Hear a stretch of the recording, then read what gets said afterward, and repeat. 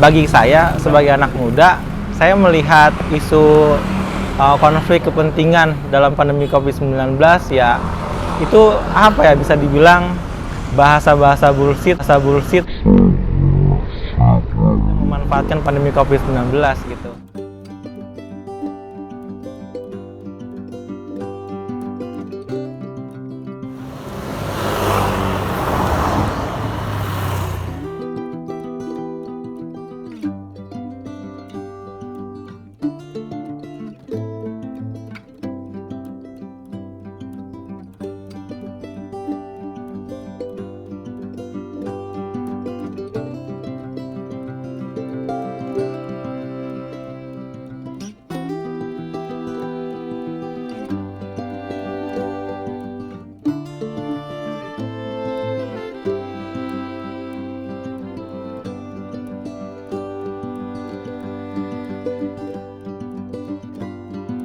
Jadi kalau kita berbicara fenomena pandemi COVID-19, bagi saya sebagai anak muda, tentu yang pertama kali kita pikirkan adalah bagaimana COVID-19 ini menghantui kita.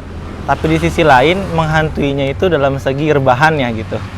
Saya sebagai anak muda tentu berdampak langsung kepada sisi ekonomi. Jadi teman-teman kita yang seharusnya bekerja kena pandemi jadi nganggur kan, kemudian juga banyak teman-teman kita di luar sana yang awalnya bisa bekerja dengan semaksimal mungkin. Hadirnya pandemi membuat mereka harus memaksimalkan potensi yang ada, menjaga kesehatannya gitu. Nah, ini pun menjadi sebuah tantangan bagi kami di generasi muda. Khususnya saya yang tinggal di Kota Depok.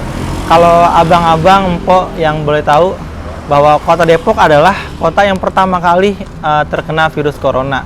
Dan ini menjadi sebuah impact yang sangat dahsyat, di mana-mana orang-orang seperti fobia sama corona, apalagi di Kota Depok. Pertama kali saya hadir di acara-acara atau teman-teman anak muda datang ke Tangsel atau ke Jakarta, pasti dicari mana orang Depok. Maka yang pertama kali dipikirkan sama orang-orang lain bahwa Depok itu adalah sumber COVID-19.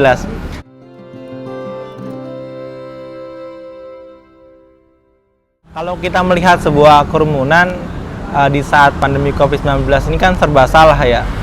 Di sisi lain, kalau kita dengar di media massa, kita nggak boleh berkerumun. Terus juga harus menjaga social distancing karena takut dengan COVID-19.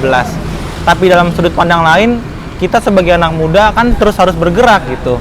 Lalu bagaimana kita yang harus bekerja dan lain sebagainya dan harus berkerumun gitu. Jadi saya kira berkerumun ini menjadi dilematis bagi anak muda. Akan tetapi memang karena kita anak muda, tentu kita harus berkreativitas. Dengan memanfaatkan media teknologi, kita bisa berkarya. Insya Allah anak muda akan terus berkarya di pandemi COVID-19.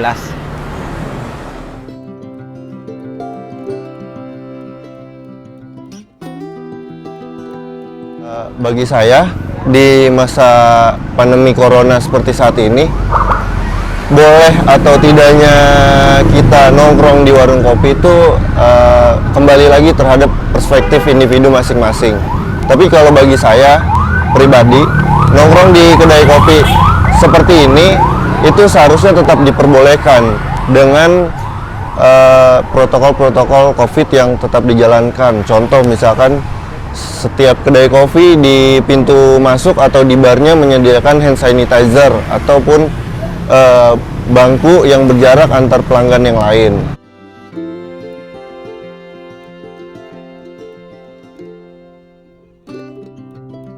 Terkait kondisi kedai kopi pada hari ini di beberapa daerah, khususnya di Depok, di Tangsel, yang saya perhatikan itu tetap ramai seperti biasanya. Dan saya pikir itu hal yang bagus karena menurut riset yang beredar pun COVID ini lebih cenderung beresiko terhadap orang yang usia rentan. Tetapi yang mengisi kedai hari ini adalah kebanyakan mereka yang anak muda yang imunnya masih bagus.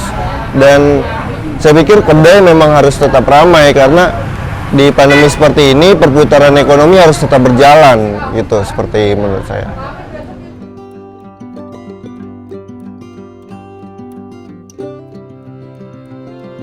Nah, kedai selain sebagai media perputaran ekonomi bagi masyarakat, saya pikir kedai harus menjadi sebuah platform politik bagi anak muda pada zaman sekarang.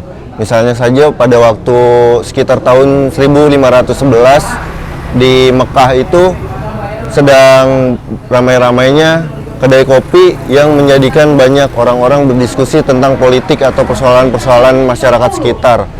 Dan itu ditentang oleh pemerintah setempat dengan mengatakan bahwa kopi itu haram sama seperti anggur.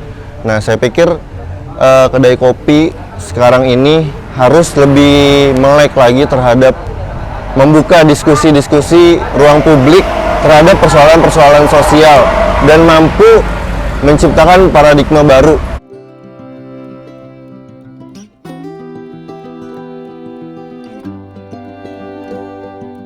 Nah, yang saya perhatikan saat ini adalah banyak anak muda yang memahami politik itu adalah sesuatu yang jahat, sesuatu yang kotor.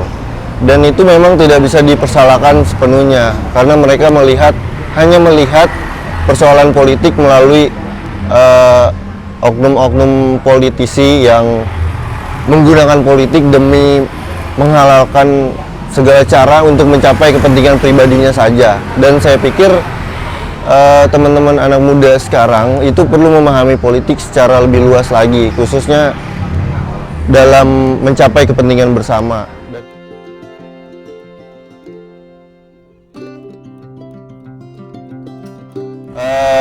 Bagi saya, politik Indonesia di mata anak muda pada saat ini mungkin karena ini saya juga memandang dari berdasarkan hasil diskusi bersama teman-teman, itu banyak yang memandang politik Indonesia saat ini itu sarangnya berita hoax dan ujaran kebencian yang beredar banyak di masyarakat. Saya pikir politik di Indonesia di mata anak muda juga mereka memandang bahwa itu tidak terlalu penting karena masih terlalu banyak orang tua yang beranggapan bahwa pandangannya terhadap politik itu selalu paling benar. Itu menurut anak muda.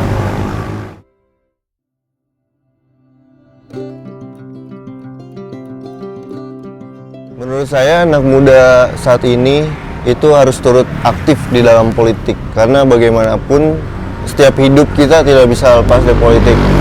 Lalu bagaimana caranya?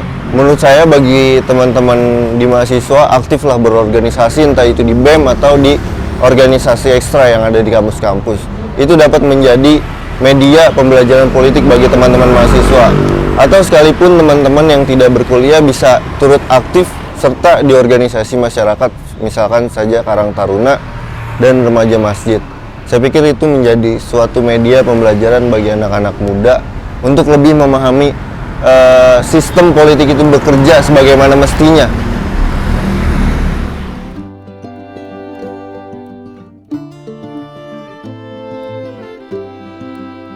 Bagi saya sebagai anak muda, saya melihat isu konflik kepentingan dalam pandemi COVID-19 ya itu bisa dibilang bahasa-bahasa bullshit yang memanfaatkan pandemi COVID-19 gitu. Yang kami laksanakan dan kami rasakan sebagai anak muda adalah bagaimana kami bisa bersejahteraan dari hari demi hari gitu. Maupun isu apapun itu saya kira sudah tidak masuk lagi di anak muda yang permasalahan pertamanya tentu adalah di ekonomi.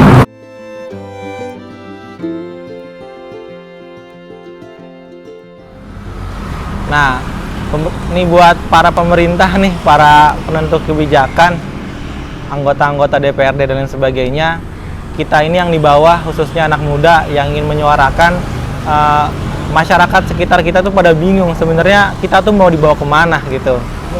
Tiba-tiba disuruh A, tiba-tiba disuruh B, tapi itu semua seperti hanya bibir aja gitu, nggak ada nilainya gitu. Maka bagi saya pemerintah, ayolah kita bergerak bersama-sama, tapi bukan hanya sebatas pencitraan gitu. Kami anak muda tidak perlu pencitraan dari pemerintah. Yang kami butuhkan sekarang adalah langkah-langkah real untuk mengevaluasi dan juga untuk mencari solusi bagi masyarakat. Jangan sampai masyarakat hanya disuruh social distancing, jangan keluar di rumah, tapi masalah-masalah ekonominya tidak dicari solusinya gitu. Nah, untuk masyarakat, bagi kita semua ya Pertama, tentu kita akan mendukung kebijakan pemerintah apabila kebijakan itu benar. Akan tetapi karena kita masyarakat juga bego-bego amat gitu, maka kita juga akan mengkritik paling depan apabila kebijakan-kebijakan pemerintah dinilai salah. Ya, marilah bareng-bareng pemerintah dan masyarakat kita bergerak bersama mewujudkan Indonesia yang sejahtera.